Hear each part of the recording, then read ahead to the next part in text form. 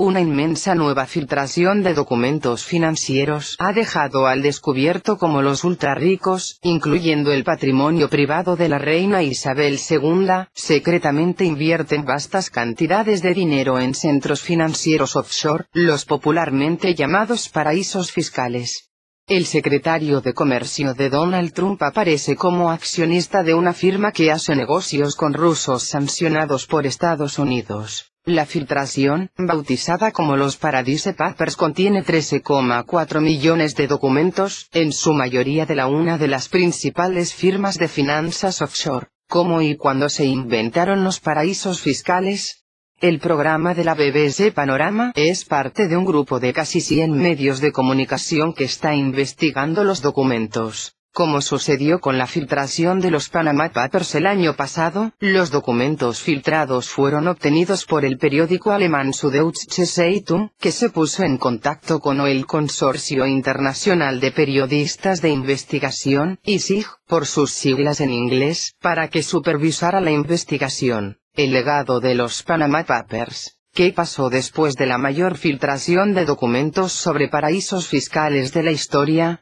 Las revelaciones de este domingo forman solo una pequeña parte de una semana de publicaciones que expondrán los arreglos fiscales y financieros de cientos de las personas y compañías mencionadas en los documentos, algunas con fuertes conexiones con Reino Unido. Muchas de las historias se enfocan en cómo políticos, multinacionales, celebridades e individuos con mucho dinero usan complejas estructuras como fideicomisos, fundaciones y empresas fantasma para proteger su dinero de los funcionarios fiscales o esconder sus negocios detrás de un velo de secretismo. 4 grandes obstáculos que impiden la eliminación de los paraísos fiscales. La gran mayoría de los involucrados en las transacciones niegan haber cometido alguna ilegalidad.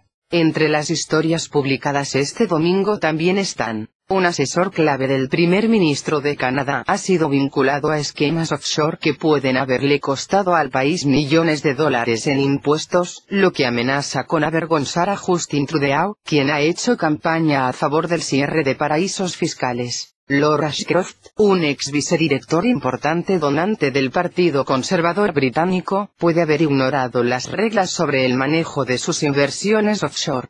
Otros periódicos sugieren que retuvo el estatus de no domiciliado cuando pertenecía a la Cámara de los Lores, a pesar de reportes que indicaban se había convertido en residente permanente en Reino Unido para fines fiscales. ¿Cómo se plantearon dudar acerca del financiamiento de un importante accionista del equipo de fútbol inglés Everton FC? Es posible que otros medios asociados cubran diferentes historias que afectan a sus regiones. ¿Cómo está involucrada la reina Isabel II? Los Paradise Papers muestran que aproximadamente 10 libras esterlinas millones, dólares americanos 13 millones, del dinero privado de la reina fueron invertidos en paraísos fiscales. El dinero fue invertido en fondos en las Islas Caimán y Bermuda por el Ducado de Lancaster, que le proporciona un ingreso a la monarca y maneja inversiones de su patrimonio privado de 500 libras esterlinas millones, más de dólares americanos 650 millones.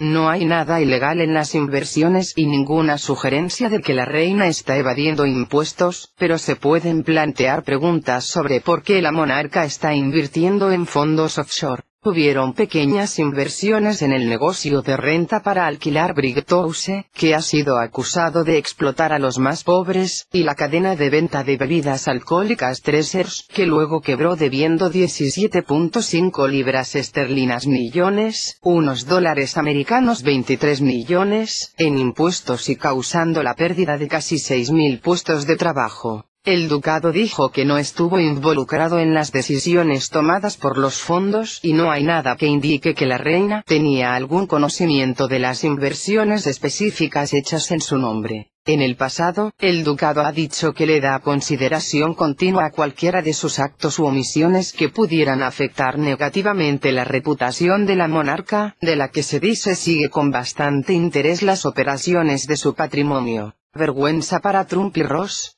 Wilbur Ross ayudó a que Donald Trump evitara la bancarrota en la década de 1990 y fue recompensado con el puesto de secretario de Comercio en la administración Trump. Los documentos revelan que Ross ha conservado intereses en una compañía que gana anualmente millones de dólares transportando petróleo y gas para una empresa rusa que cuenta entre sus inversionistas al supuesto yerno de Vladimir Putin y 2 hombres sujetos a sanciones por parte de Estados Unidos. El señalamiento volverá a plantear preguntas acerca de la conexión rusa del equipo de Donald Trump. Su presidencia ha estado marcada por alegaciones de que los rusos se coludieron para afectar el resultado de las elecciones estadounidenses del año pasado. El mandatario ha calificado las alegaciones de noticias falsas. ¿De dónde viene la filtración?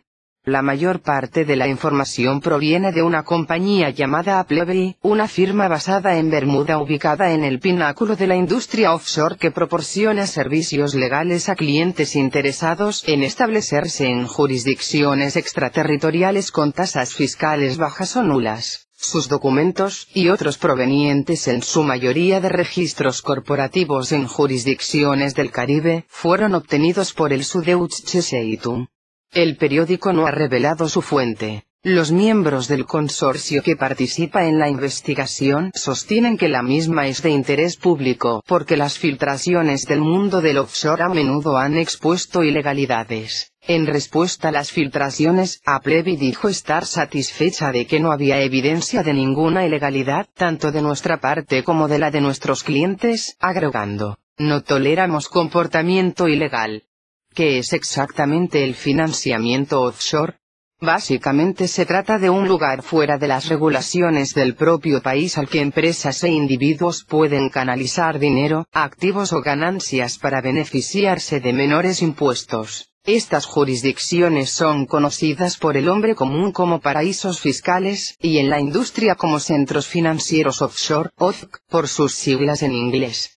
Generalmente son pequeñas islas, estables, discretas y confiables, pero no siempre es el caso, y la rigurosidad de sus controles para evitar ilegalidades puede variar. Reino Unido es un importante actor del sector, en parte porque muchos de sus territorios de ultramar y dependencias de la corona son OFCs, pero también porque muchos de los abogados, contables y banqueros que trabajan en la industria offshore están en la City, en Londres. También se trata de los mega ricos. Brooke Arrington, autor de Capital sin Fronteras, Administradores de Riqueza y el 1%, dice que la finanza offshore no es para el 1%, sino para el 0,001% de la población. Activos por el orden de los dólares americanos 500.000 simplemente no cubrirían los gastos necesarios para participar en estos esquemas, afirma. ¿Qué impacto tienen sobre nosotros y por qué nos debería importar? Bueno, porque es mucho dinero. El Boston Consulting Group dice que dólares americanos 10 billones están guardados en centros offshore. Esto equivale aproximadamente al Producto Interno Bruto combinado de Reino Unido, Francia y Japón. Y esa puede ser una estimación conservadora. Los críticos del offshore protestan sobre todo por el secretismo, que abre la puerta a la ilegalidad y la desigualdad.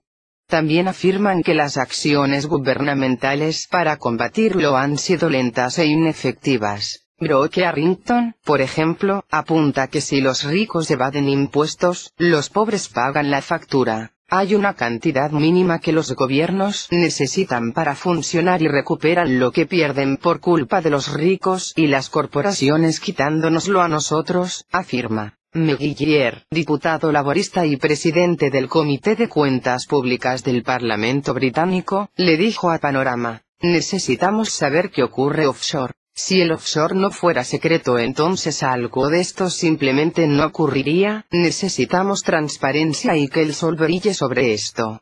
¿Cuál es la defensa del offshore?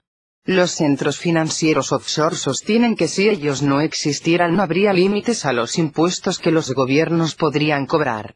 También afirman que no están sentados sobre montones de efectivo, sino que actúan como agentes que bombean dinero alrededor del globo. Bob Richards, quien era ministro de Finanzas de Bermuda cuando Panorama lo entrevistó para este reportaje, dijo que no le correspondía a él cobrar los impuestos de otras naciones y que les correspondía a estos países arreglar sus problemas. Tanto él como Howard Quayle, el ministro principal de la isla de Man, quien también fue entrevistado por Panorama y cuya dependencia de la corona británica juega un papel importante en la filtración, negó que su jurisdicción pudiera siquiera ser considerado un paraíso fiscal por estar bien regulados y cumplir con las reglas internacionales de transparencia financiera. La misma Apple había dicho en el pasado que los OFACs protegen a la gente victimizada por el crimen, la corrupción o la persecución al protegerlos de gobiernos venales. Comparte y no olvides compartirlo.